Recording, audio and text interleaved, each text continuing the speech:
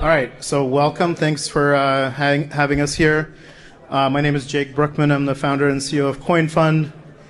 What I'd love to do is maybe give you a minute on how we think about decentralized AI, and it'll be a way of introducing Ben and Gensyn.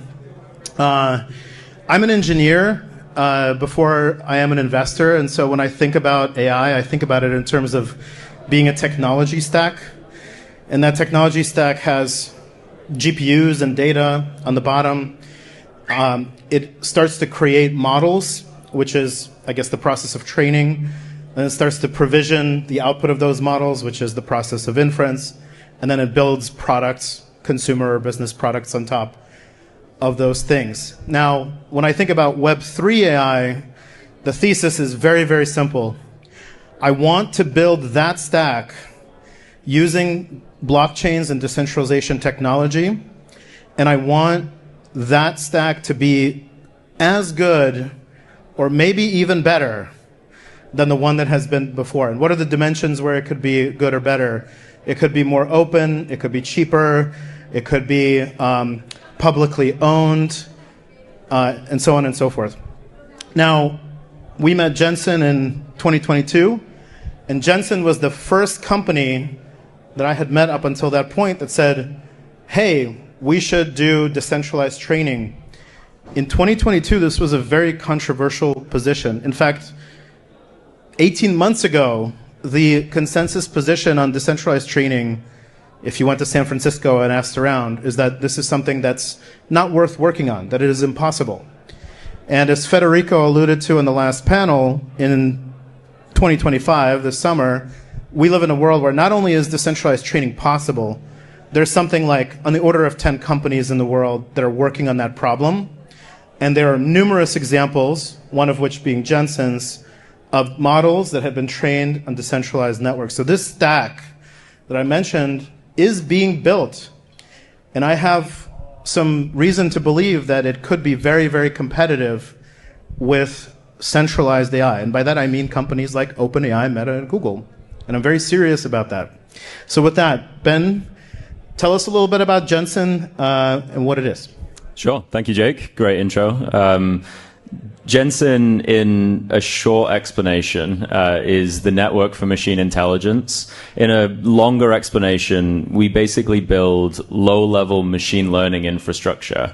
So that's software libraries that sit quite far down the stack, like close to the GPUs themselves, basically, that allows machine learning to be done on any device in the world at any time by anybody without human world bottlenecks. And so there's basically four kind of aspects of our tech stack that are worth talking about. There's execution itself. So taking a machine learning model and executing it on an NVIDIA GPU or on a MacBook M processor or on an Intel CPU and getting the same results. So basically knowing that you could execute it on any one of those devices and it's going to look the same between the devices. And that's crucial if you want to do any kind of distributed learning or especially decentralized learning where you're going to want to split a model up into pieces and execute those pieces across different devices. You're going to want redundancy so that you can check if some of the pieces have been done correctly, etc. And to do that, you have to know that they're being done in the same way, basically. And the current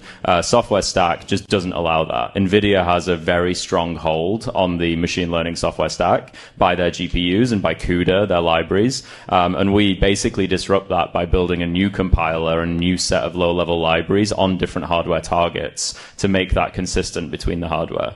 The second piece we do is communication. So once you've got this scenario where every device in the world can execute machine learning operations kind of identically, how do you get those devices to talk to each other? So if I've got half a model on one NVIDIA GPU somewhere and half a model on a MacBook M processor somewhere, can those two devices communicate about what they're doing? Can they send tensors back and forth? Can they send pieces of model back and forth to actually build a larger model? And so we build communication libraries to allow that to happen. Next, we've got verification, which is assume you've got all these devices executing consistently, they're talking to each other, they're sending things back and forth. Can they trust each other? And so if I run something on my MacBook and it connects to an NVIDIA GPU in a data center, does that NVIDIA GPU know that my MacBook did something correctly, or vice versa? In the current world, it only knows this because humans sit in between and build companies and sign contracts with each other and do all these legal arbitrations when they need to, so I can sue you if you don't do what I think you need to do.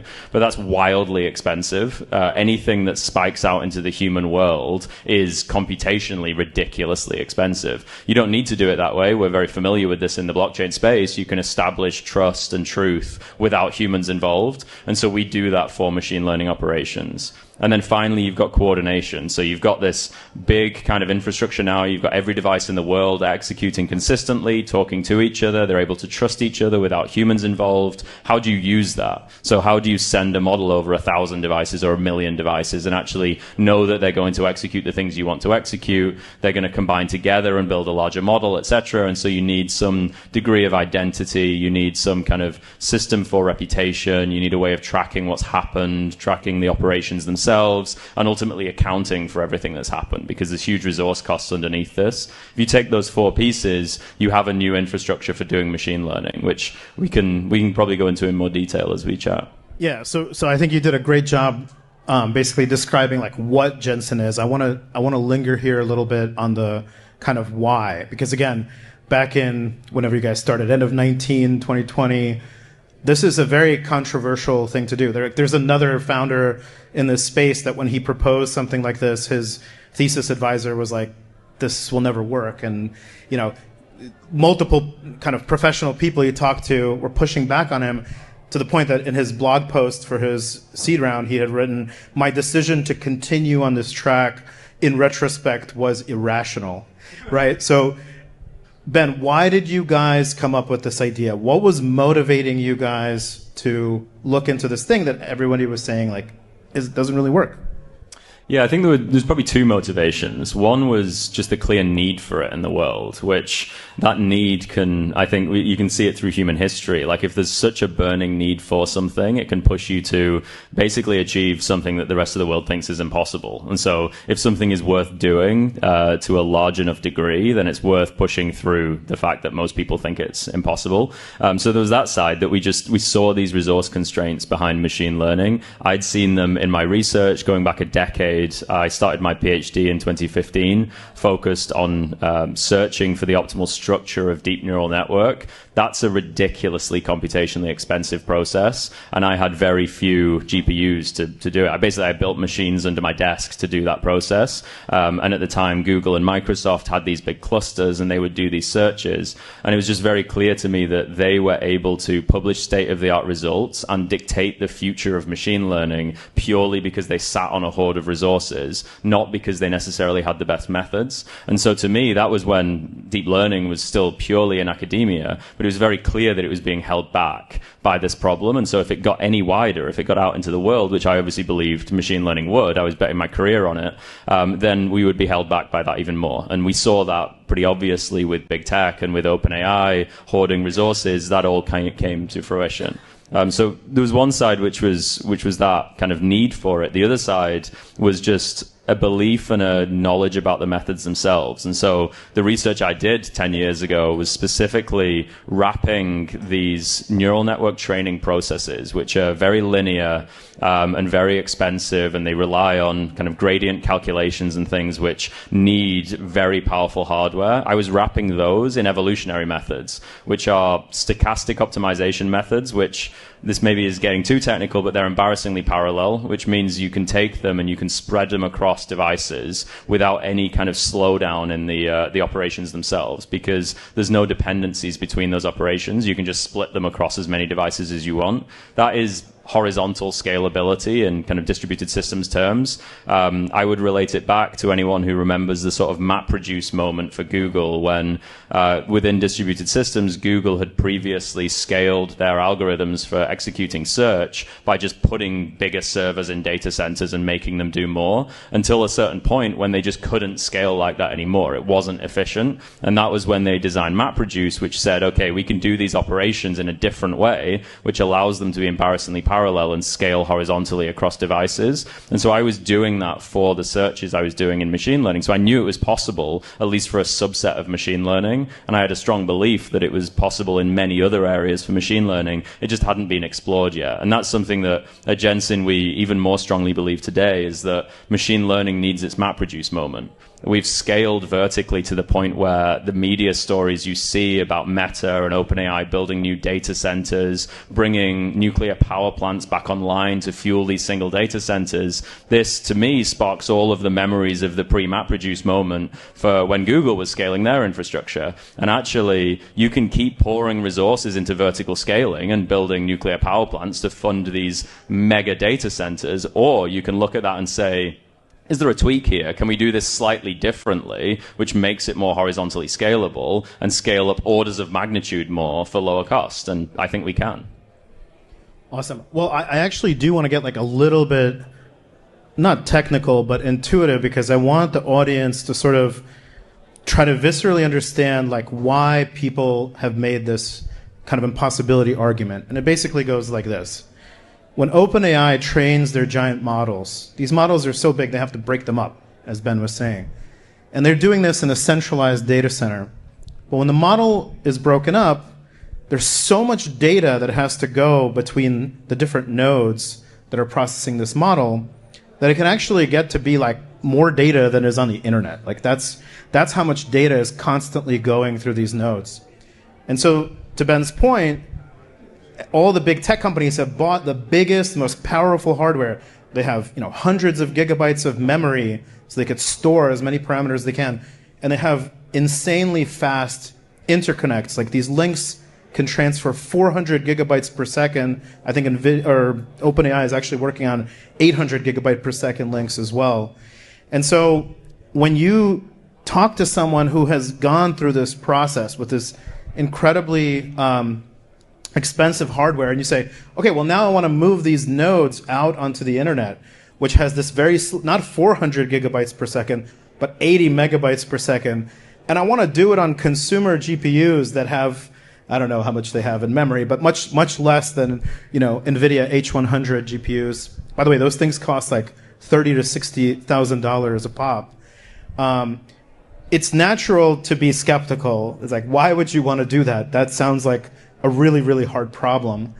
And Ben, you're describing this parallelism, which is one solution to the problem. I feel like there's many other dimensions upon which people are trying to scale it.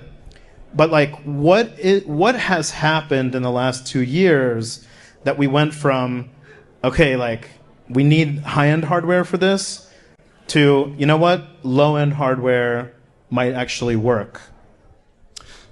Yeah, I'd maybe point to two big things that have changed. One is the necessity for big tech to split their models up. And so previous to us hearing about the OpenAI or Meta actually learning cross data center, there was that attitude within big tech that I'm a kind of cog in this machine, and this machine has decided that this is the only way to do this. Who am I to question the machine? It must be correct that this is the only way to do things. And so there were a lot of engineers and researchers who just had that default viewpoint. But then by necessity, in order to keep pursuing scale, which has been proven within machine learning time and time again to be the most effective way to get better results out of models, they had to go cross data center. They reached the limits. They realized that to build a new gigawatt plus data center is going to take them 5 to 10 years. They needed to scale it faster than that. And so they started moving slightly into these explorations of, can we take a centralized model that we're splitting up in the way Jake described, where we need super fast interconnects between the pieces, and can we actually just trim down how much communication happens? And you can do that. Essentially, you can look at the model and you can say that we need to transfer a certain amount of entropy between the different pieces of this model. But the approach for doing that was to basically just transfer everything and just be like, okay, we don't really know how to figure out what the most important pieces are, so we'll just send everything. We can just buy more hardware. We can just scale it up. That'll be fine until you hit that limit. And then you go in and you kind of introspect and you look at the pieces and think, how can we trim that down? And so there was work from, specifically from Google, work called Diloco, which looked at doing low communication communication methods for large-scale training across islands of compute. And islands of compute exist because Google has multiple data centers. And so that isn't decentralized training or anything like that. It's basically just Google looking at its landscape of hardware and saying, can we get more out of this by using multiple different silos of compute, and then figure out how to minimize the communication cost. And they minimized it quite heavily. And so that was a wake up to most of the big tech world to say, actually, we've been saying that you can't do this in a communication efficient way for ages, but here's a work which shows a huge communication benefit if we do this approach of federated averaging, but with fewer communication steps, basically, which is what Diloco was. To us, though, this represents just one indication. It's useful for people in big tech to see that something is possible. Our approach is very different. Our approach is, instead of saying, how do you train a centralized model and minimize the communication?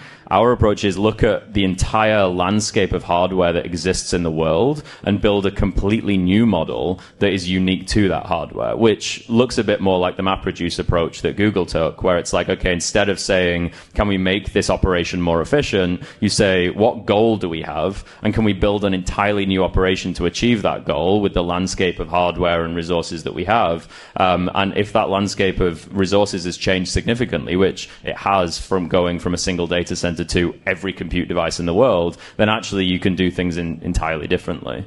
I think that was half of my answer to your question. The other evidence, very quickly, was the DeepSeek R1 kind of discovery of reinforcement learning post-training, where basically we moved into the kind of test time compute era, where you take a pre-trained model and you use techniques to, people have different opinions on this, but tune that pre-trained model towards new tasks and goals. The machine learning space is very rigid in its view that that doesn't learn anything unique, and it's only sort of moving the model within its own parameter space. Gensyn, we have a little bit more of a heretical view on that, in that we think you can actually use that to train models from scratch. It just requires a level of scale that is beyond what anybody in big tech can comprehend. And it's funny because we think about big tech and we think they're the scaling companies. They're the ones that think about scale, but they have a limited view. They think about scale in their own landscape. And so within the decentralized world, we think about scale across the planet or across multiple planets in the future. We think about scale as it relates to building a protocol that could be on every single device in the world. And when you start thinking about scale like that, actually a lot of methods become available to you that you would never think of if you just have 5 data centers across the world. Yeah, so on your first point, I just want to underscore, like, I love it when kind of our portfolio company founders, see a really difficult problem like decentralized training is, and then their attitude is like, you know what, like we have a brain, like we can sit down and try to solve hard problems.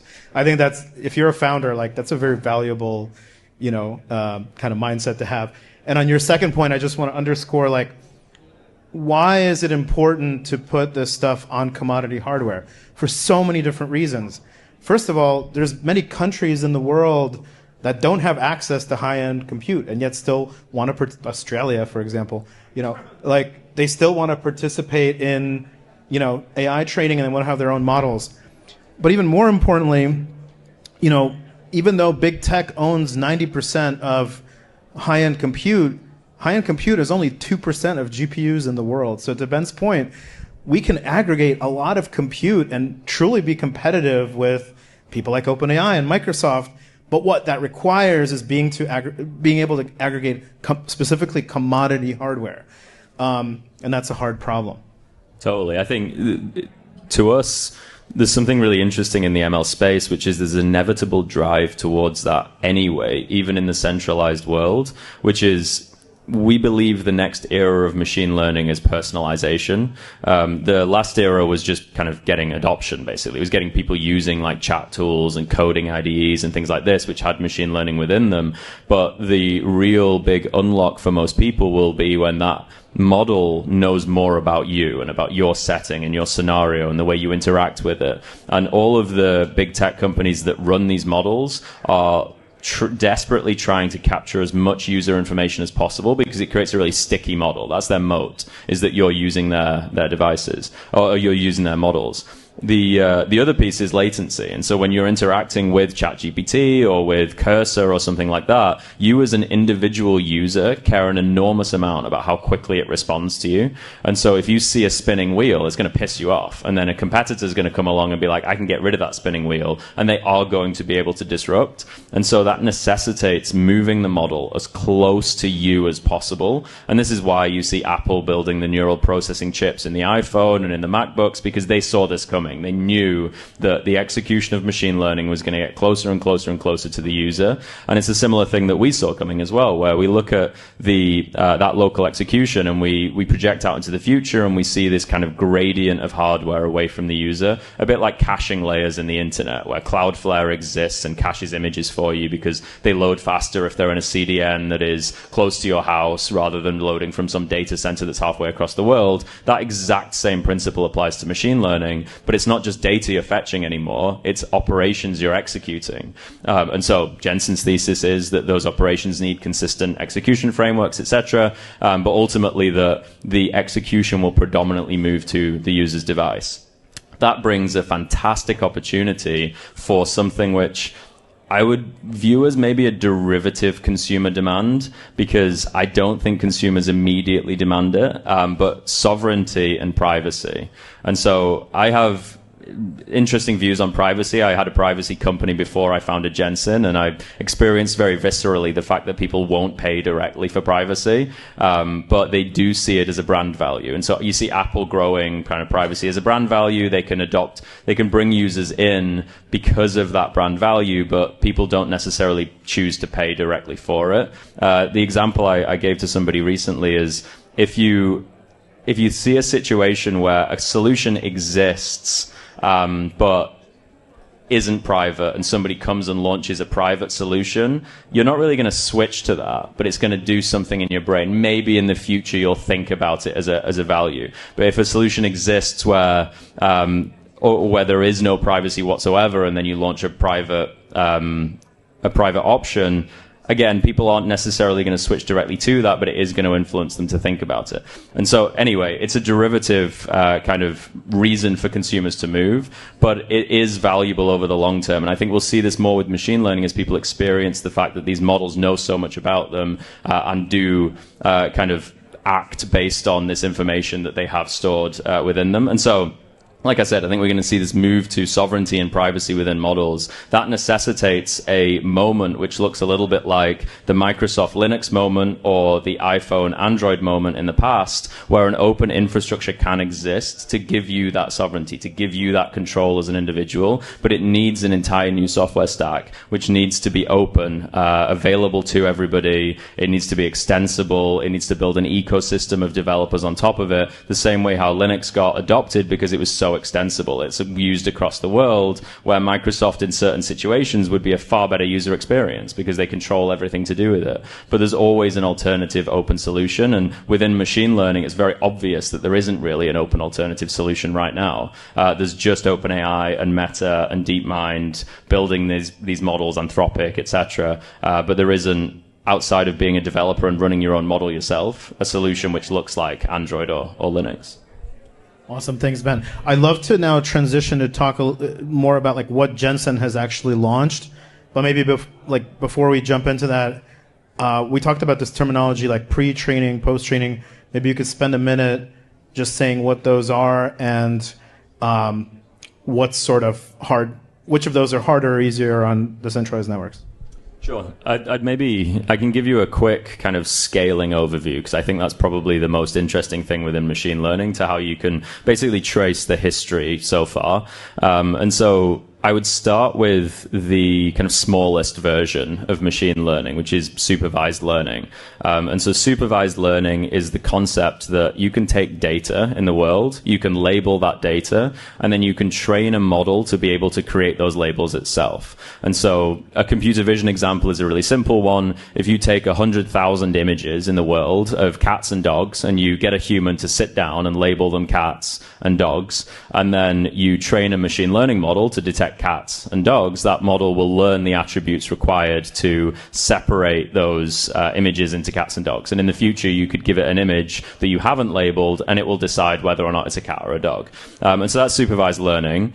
That requires you to label every single data point, which is a very expensive process. It means a human has to go in and basically look at every data point and decide how it's categorized. And we do that, and the kind of centralized AI world scaled it up with companies like Scale AI, where they just lock people in rooms and pay them to label data all day.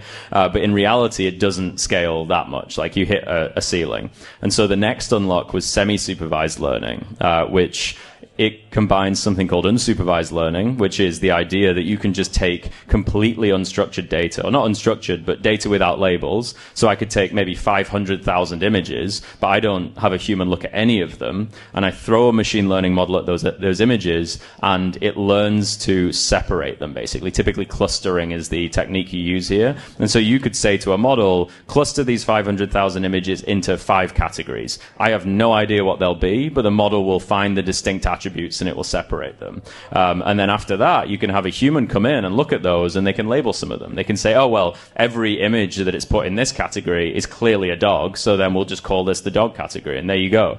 But in that situation, you've had a human do much less work. And so it becomes semi-supervised learning when you do a load of unsupervised learning, and then you combine it with a little bit of kind of human labeling, and that allows you to scale way further. So, for example, I could label 100,000 images, but I could run 1 million images through the model, and I get much better outcomes from doing that. And so that was a big scaling unlock that led up to like GPT models, because we did unsupervised learning on the internet, basically, and then a bunch of supervised learning to fine-tune those models, and then we got the chat models that you see today. The next big unlock was taking the concept of human kind of truth, which is what's happening when you're labeling an image. You're taking something in a human brain and you're applying it to that image and saying, actually, the human can construct instead a reward scenario. And so instead of labeling a distinct image, the human sits down and thinks about the categories themselves and the scenarios that it thinks a model is correct, and it can use that as a set of rules. And those rules can apply to many more images without the human having to look at the images. And so it's a bit like an expert system, but it's a kind of derivative way of training a machine learning model. And that scales even further. And that's what we saw with the reinforcement learning post-training wave, was taking pre-trained models, which had used semi-supervised learning. So we've got all the benefits of that unsupervised learning and supervised learning, and then giving them these reward scenarios for any situation, and then using those reward scenarios to train these models to get even better at specific situations. And so that's led to a new era of scaling unlock, where you can just keep scaling this. You can keep throwing new verifiable reward scenarios at models and get them to generalize to theoretically any scenario.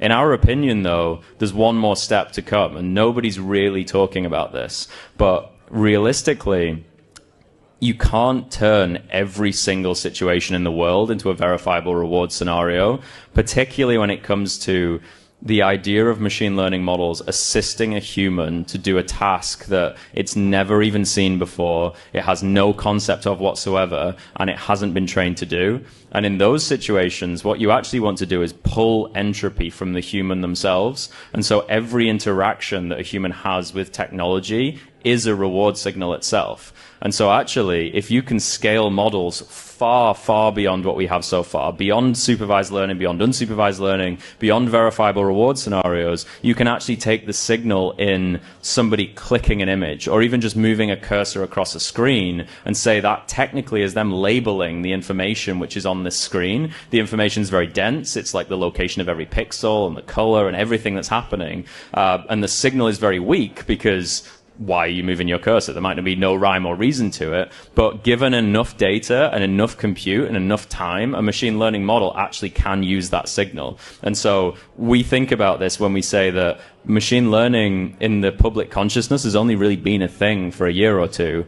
These models are going to live with us for the rest of our lives. And so when you train this over decades alongside a person, that signal actually becomes very strong. But you need to be able to train constantly and every interaction within every application on every device in the world to get this outcome. And so that necessitates scale beyond anything we've seen before, which needs a new infrastructure. Thanks, Ben. That was great and very detailed. We have 30 more seconds left, but maybe you can tell the audience, like, what has Gensyn launched so far, and how can people participate? Yeah, so we're in testnet phase as a company. So our testnet is live. The testnet itself is testing the low-level infrastructure that we build. Some of it is in the testnet. More of it will be coming over the following months as we build out more and more of that kind of those low-level libraries, like the compiler, reproducibility, communication frameworks, etc. Right now, there's one demo application on our testnet, which is something called RL Swarm, and that is reinforcement learning post-training as a huge collaborative heterogeneous network of devices across the world.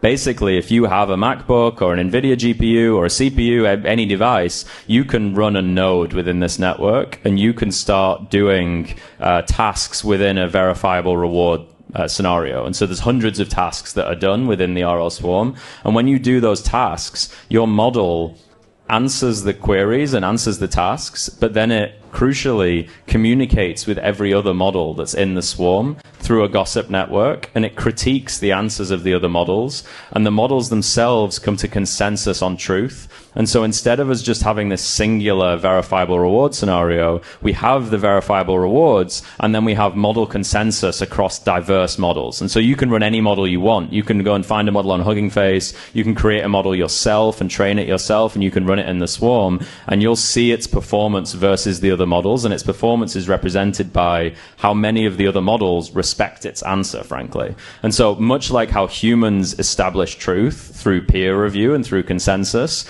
in the RL Swarm, the models establish their own truth through communication. And this is really interesting because it's theoretically infinitely horizontally scalable. You can just keep adding models to this gossip system, and the whole system just organically scales to take in that diversity. And so, yeah, that's live now. We've got, I think, 85,000 on-chain accounts. There's about 300,000 transactions per day over our testnet. As of the last time I looked, there was about 4,000 concurrently connected Swarm nodes running right now across the world, all over the world, running on GPUs, on MacBooks, on CPUs. People run them in VPSs, they run them locally. And crucially, you're training your own model, and you own that model. It's fully decentralized. We don't own the model. We encourage you to upload it to Hugging Face so other people can use it, but you don't have to. But at the end of the day, when you turn your network connection off and you disconnect from the swarm, you have a local model which is yours that you've trained and you've fine-tuned within the swarm to do all of these generalizable tasks. And we think, frankly, very long-term, something like that is the path to true AGI, realistically. All right, ladies and gentlemen, you can do decentralized training on your laptop on Gensyn today, even though it's technically impossible. Thank you very much. Thank you.